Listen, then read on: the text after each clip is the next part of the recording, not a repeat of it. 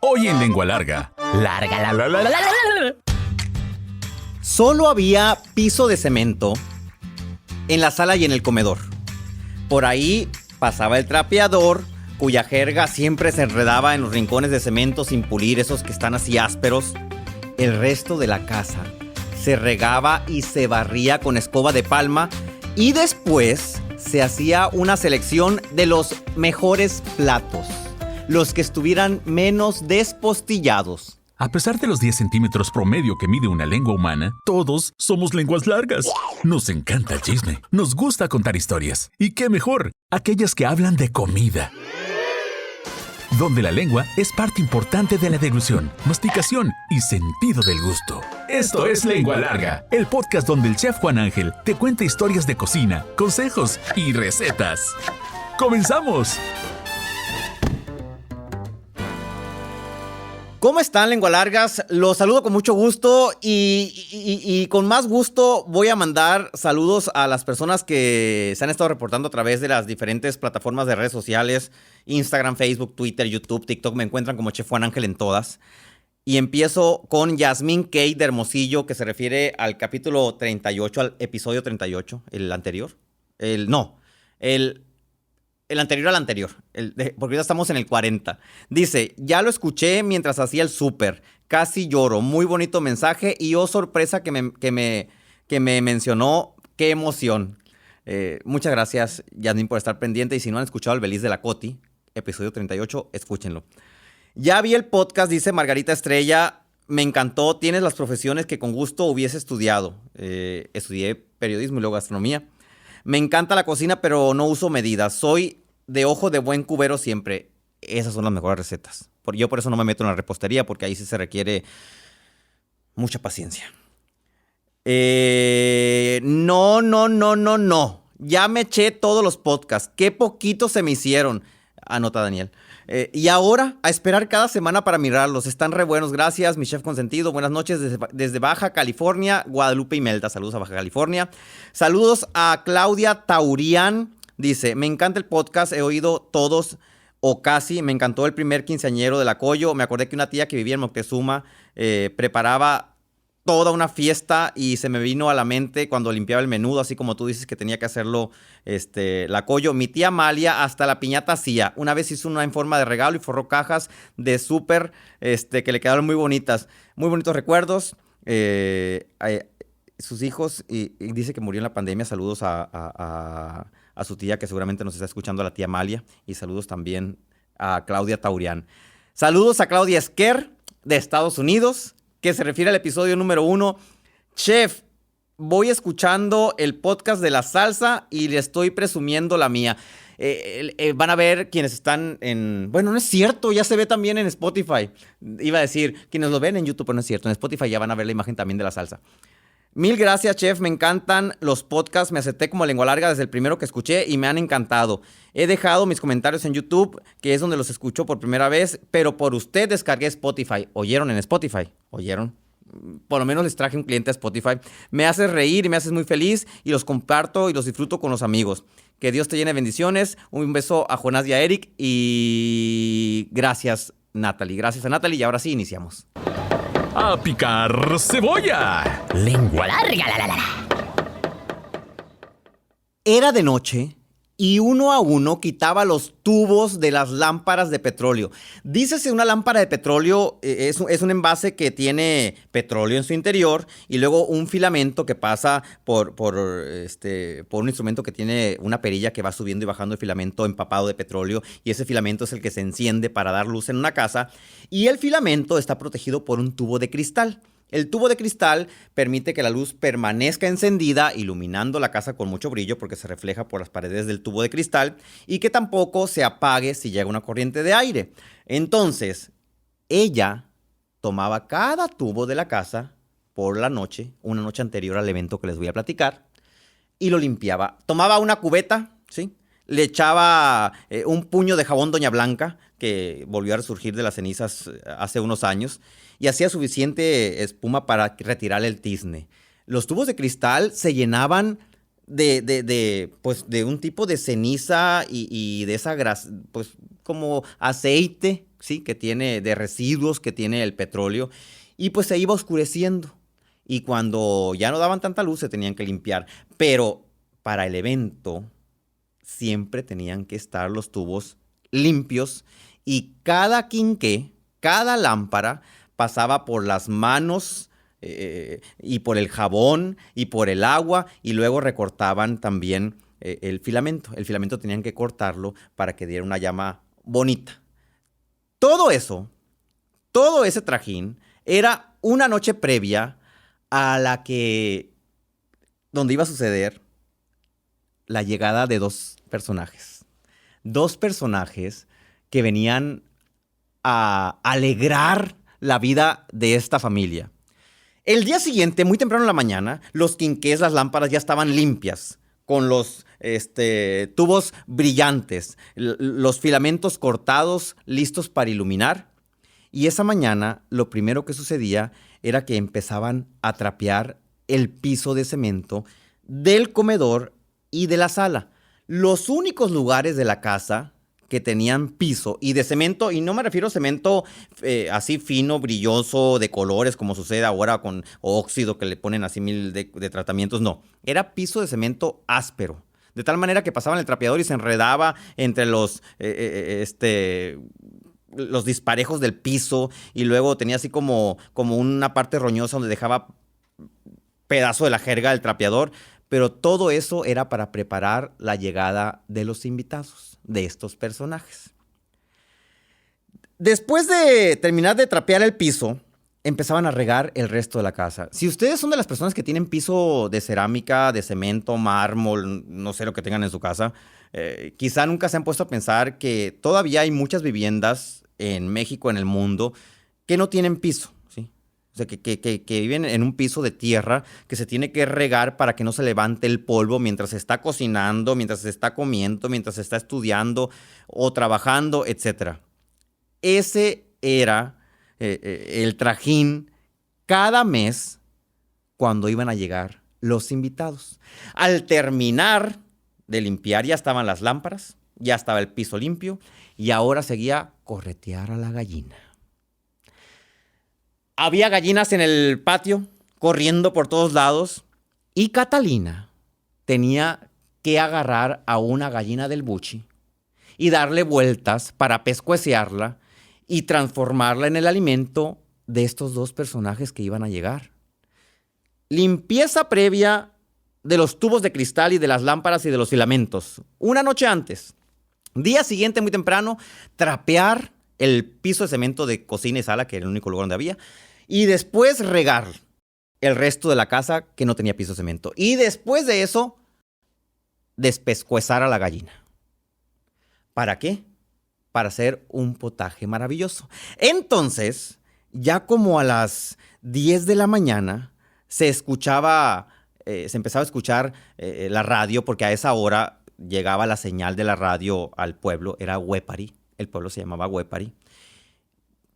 ¿Quién sabe por qué? Alguna interferencia, algún milagro de la tecnología en su momento, sintonizaban el AM y se empezaba a escuchar la radio que estaba en un aparato cargado con 4 pilas de esas gordotas marca Rayovac, que también resucitaron, igual que el jabón Doña Blanca.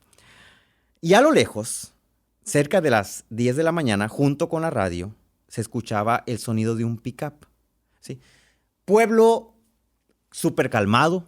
No había ruido más que de las gallinas, las vacas, el sonido del aire entre los cerros y entre los árboles y del arroyo que corría cercano, del río que corría cercano. Entonces, cuando llegaba un vehículo, que no había muchos en ese pueblo, 1970, pues era un estruendo. Y toda la gente salía a la calle para ver quién venía manejando un carro, porque no era frecuente ni común ver un carro. Y se escuchaba que llegaba un pickup Chevrolet color blanco, 1960, o sea, tenía como 10 años de antigüedad porque estábamos ubicados en el 1970. El carro era del 60. Y en ese momento, el pueblo se paraba, se ponía de pie. Y Catalina, junto con su hija, la Águeda, empezaban a correr locas por toda la casa, escogiendo el mejor vestido y escogiendo el mejor velo, las mejores chanclas y cepillándose el cabello muchas y muchas veces para darle el mayor brillo posible. No existía que la cera y que el brillito y el liquidito para peinar y que la seda brillante. No. Todo era a base de darle y darle con el cepillo hasta que el cabello quedaba brillante. Y ya ajuareadas con su mejor vestido, el vestido floreado más alegre, obviamente que llegara más abajo de la rodilla y si es posible casi hasta la media pierna, la pantorrilla, media pantorrilla, no media pierna porque esa ya es minifalda, ¿no? Se paraban a la puerta y del carro descendían los dos invitados. Era el cura del pueblo junto con el monaguillo. Catalina y Águeda eran las encargadas de recibir al sacerdote que venía del pueblo más cercano, sigue siendo la cabecera municipal de Huépari, que es capital del mundo, San Pedro la Cueva. Es decir, San Pedro la Cueva, dentro de sus márgenes, tiene varias comisarías y entre ellas Huépari. Y el sacerdote de San Pedro la Cueva tomaba su pick-up, se iba a celebrar misa una vez a la semana y tenía en Huépari una encargada de limpiar la iglesia, de abrir las puertas y de tener todo listo, y esa encargada era Catalina.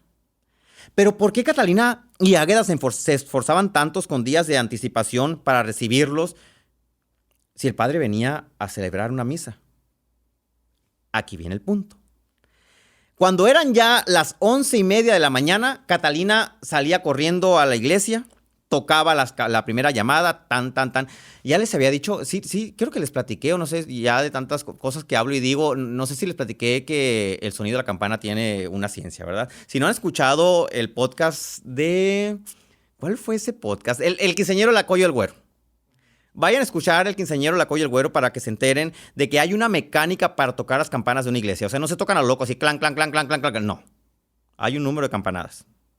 Pues siguiendo ese orden de campanadas, Catalina iba a la capilla, tocaba las campanas. Primera llamada, 11:30 de la mañana. Segunda llamada, 11:45 de la mañana. Y tercera llamada, 12 de la mañana, 12 del mediodía. Y en ese momento ya estaba el altar con su mantel pulcramente almidonado y planchado y lavado previamente, obvio está. Flores que habían cortado del campo, entre bugambilias, entre unos palitos de ocote, etc. Helechos del jardín, alguna que otra rosa que se había dado. Ya estaba todo listo y puesto para la celebración de la misa. Empezaba la misa, se acababa la misa, en nombre del Padre, el Hijo y el Espíritu Santo. Y Catalina y Águeda salían corriendo ajuareadas, se quitaban el velo al salir de la iglesia, tratando de que no se les llenaran de tierra las chanclas. Pasaban por el piso de cemento de la sala. Y luego pasaban por el piso recién regado de tierra y se metían a la cocina. Y cuando se metían a la cocina, ahí empezaba la magia. Porque además de ser las encargadas de administrar la capilla de la parroquia, que estaba en San Pedro, la parroquia estaba en San Pedro, la capilla estaba en Huépari, eran las encargadas de darle alimento al sacerdote y al monaguillo. El sacerdote viajaba con un monaguillo, siempre, que era el que le ayudaba a quitar, subir, bajar, y aparte en misa, pues le ayudaba también para que pásame el vino, que pásame el agua, que pásame la copa, etcétera, ¿no? Me lo sé más o menos porque fui monaguillo como por 10 años. Y ahí venía la parte más maravillosa de toda la historia.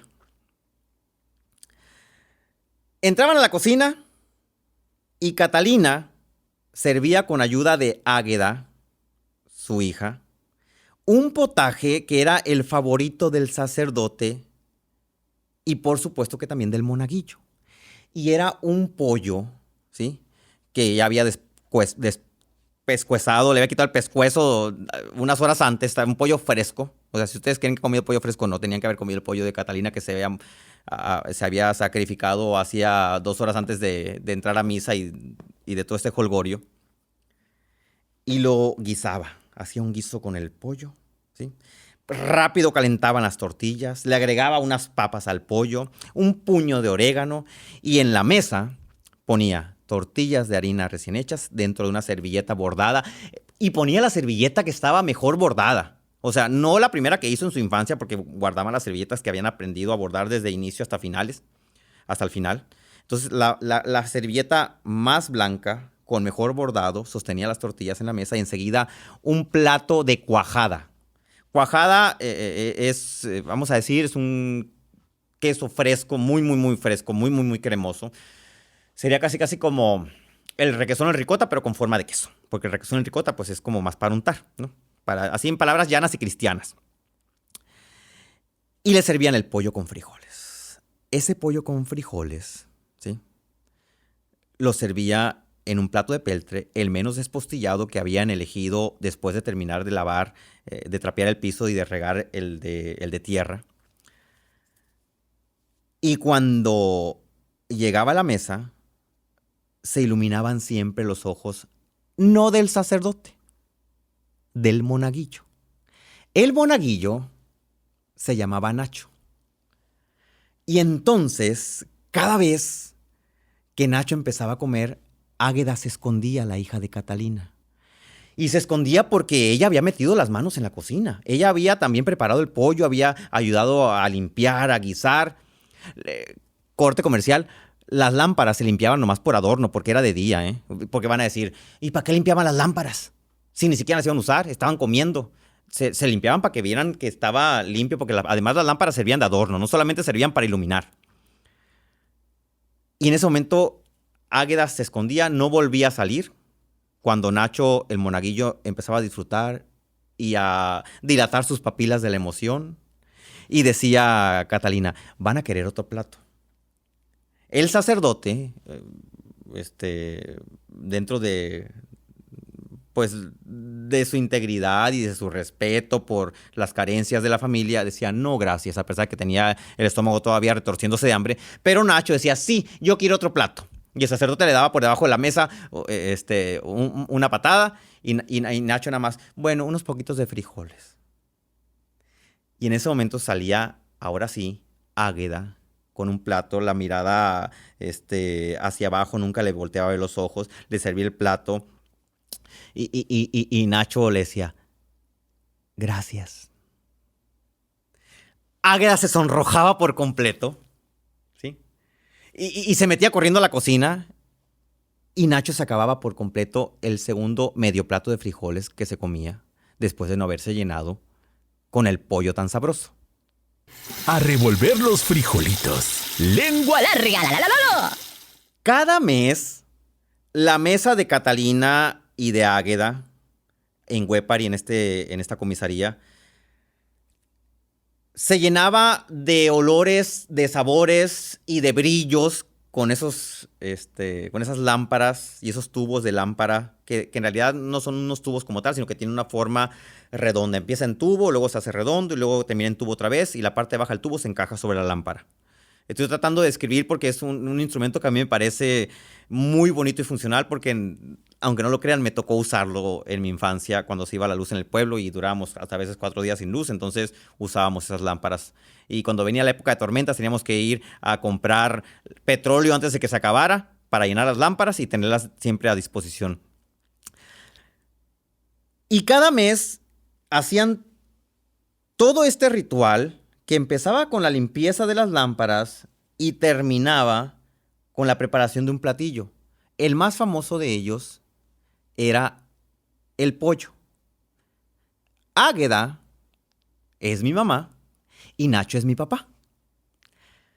Fue la primera vez que tuvieron contacto, no voy a decir visual porque mi mamá nunca vio a los ojos a mi papá.